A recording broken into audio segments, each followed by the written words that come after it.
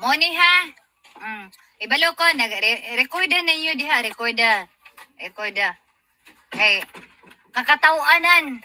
Mas kiki i-repeat nako ni ha, i-repeat nako, i-reveal nako, i-repeat. I-repeat nako. Kay murag na mute ang kadali. I'm not mad. No, I'm happy with my life now because God is good. Moni ron. Wa ko nagpatama ha, wa ko nagkuan. Open ni sa tanan. Kay maski unsaon nimo pagsimba, magpa-Bible study pa mo o magluhod mo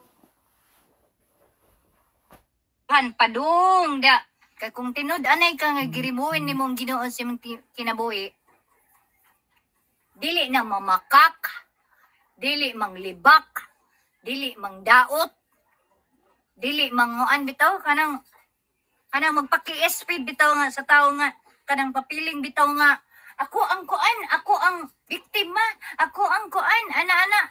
Damayon, uy, giunsa day ka? Kung tinuod, bagid, da ikaduha.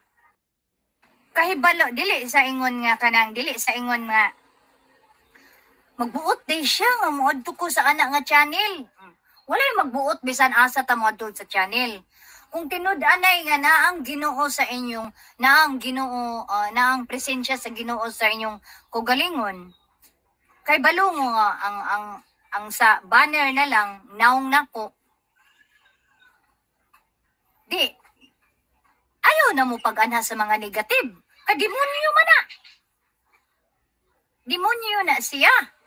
Kanang ing ana nga mo agree ka, mo adto ka dito, but yung ni hire gani ko dito ni suporta o kanang pagkangan nga suporta sa ato pa ni agree ka sa iyang mga bakbak nga mga dautan di sa ato pa hain daytong imong sing sa Ginoo nga ingon Ginoo pasaylo ako imo ang himaya ug kadungganan daon niya katunga demonyo katunga Dios unsa na maski mapudpud pa ng baba sa mga pari o pastor o mga misyonary, wali sa imo, sa ato balik-balik, pero ang imong kaugalingon, wa nimo baguha, tabla pa nimo nagkuha kag batog, nagpukpok sa imo, maski pila pa na, mapudpud pa ng tiil sa mga misyonary o sa mga pastor o mga pari, mo blessing sa imong balay,